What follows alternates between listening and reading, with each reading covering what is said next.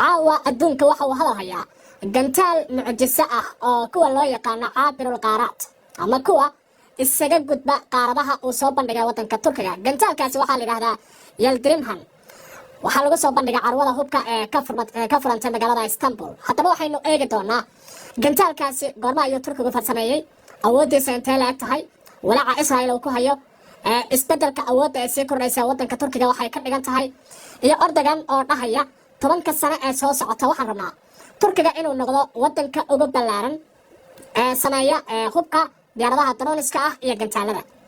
Gantaalkan oo loo yaqaan intercontinental missile ama gantaalka qaaradaha isaga gudba waxa uu ka dhigan yahay ayaan sidoo kale eegi doonaa. Turkigu waa soo jeesta markan arrintii ahayd NATO ku difaacaysa meel ayuu iska dhigaya, waxaana uu rabaa awoodiisa militariga iyo tiknoolajiyada inuu ku tiirsanaado. xaggee lagu garaaci karaa gantaalkan haddii la sii daayo? warbaan idinkaga ayaa caawa xiisadu ma sahlana. intaas oo kaliya maaha, waxyaabo kale oo ashqaraar leh iyo diyaarado waaweyn oo soo bandhigay. gantaalkan caawa telefishin kasta oo aashido, wakaalad kasta oo akhriso, iyo goob kasta oo wax lagu falanqeynayo isaga ayaa la hadalhayaa. kadib markii carwada bandhigga hubka ee Saha 26 ee iminka ka soconaysa magaalada Istanbul maanta ay ku soo bandhigtay dowladda Turkiga. horta waxaa laga yaabay gantaalka dhirarkiisa, haweenaygiisa, xajmigiisa intuu leeyahay.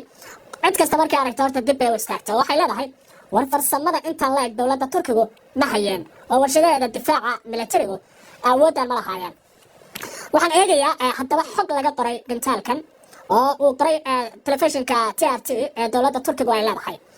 warbixintaasi waxay leedahay dowladda Turkiga ayaa si rasmi ah markii ugu horeysay u soo bandhigtay gantaal cusub oo la sheegay baa in qaaradaha uu isaga gudbo ee ah ICBM oo loogu magac daray baa Yıldırımhan. intii uu socday bandhigan caalamiga ah ee warshadaha difaaca hawada sare ee dowladda Turkiga ee Saha 26 ee ka soconaya magaalada Istanbul, soo bandhigista gantaalkan waxaa loo arkaa tallaabo weyn oo muujinaysa kobaca degdega ah ee awoodda difaaca iyo weerarka fog ee Ankara iminka ay leedahay, iyadoo Turkiga uu ballaarinayo barnaamijyadiisa tiknoolajiyada iyo weliba madax bannaanidiisa difaaca. marka waxaaba muuqanaya sida khubarada qaar ay tilmaamayaan Erdogan in raadkii Cuthmaaniyiinta waxa lagu soo celin karo oo kaliya u arko in la ishubayo nin quudkiisana soo saarta, kaashankiisana samaysta, warankiisana isaga tunto oo baa kaliya noolaan kara qarnigan. sidaas ayuu u arkay. marka talada wadanka markii uu la wareegay waxaba uu u jihaystay baa leeyahay kasukow dhaqaalaha wadankaasi inuu hawada galiyay, in dhinaca militarigana uu wadankaasi ka dhisay. haddaba maxaa laga yaqaanaa astaamaha gantaalkan Yıldırımhan la yiraahdo? warar hordhaca ayaa sheegaya in gantaalka Yıldırımhan uu leeyahay awood farsamo oo aad u sarreysa. aqoonta la geliyay mid sahlan maaha, isla markaana waxa uu ka mid yahay baa layidhi gantaalada nidaamyada difaaca casriga ee Turkiga ilaa hadda uu sameeyey. nooca gantaalkan horta waxaa la yidhahdaa kan qaaradaha isaga gudba, waa international intercontinental ballistic missile ayaa la yidhahdaa. magaca la siiyey waxaa la yidhahdaa Yıldırımhan. waxaa lagu tilmaamayaa gantaalaha guuxooda ka dheeraynaya saacadii. gantaalkan waxa uu jarayaa qiyaasaad gaaraya 30,000 oo kilomitir buu saacadii soconaya. 30 kilomitir waa 30,000 oo kilomitir ayuu gantaalkan gaaraya oo dhaafaya saacadiiba. masaafada uu gaaraya waxaa lagu tilmaamay 6,000 oo kilomitir inay tahay, ama haddii dhinaca mayliska lagu fiiriyo waa 3,728 mayl ayuu gaaraya. waxa uu leeyahay 4 inji oo ama 4 motor oo dhaqaajiya.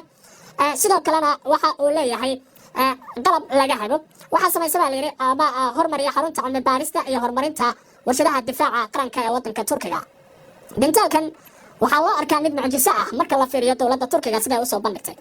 soo saarista gantaalka Yıldırımhan ayaa waxa uu muujinaya baa layidhi in Turkiga uu u gudbayo heerka sare ee awoodda istiraatiijiga ee difaaca, maadaama gantaalkan cusubi uu awood u leeyahay baa layidhi in uu gaaro bartilmaameedyo aad u fog oo qiyaastii gaaraya 6,000 oo kilomitir oo masaafo ahaana.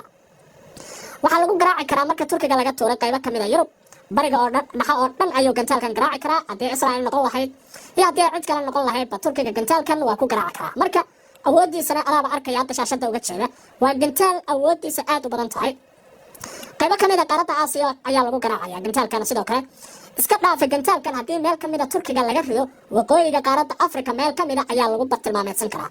marka falanqeeyaashu waxa ay tilmaamayaan in tani ay tahay mid sare u qaadaysa awoodda difaaca Turkiga iyo booskiisa gantaalaha baalistiga ah. marka waa fariin ku socota nidaamka Israa'iil oo isku arkaysa boqorka hogaaminta militariga ee qaaradda ama aanidada bariga dhexe.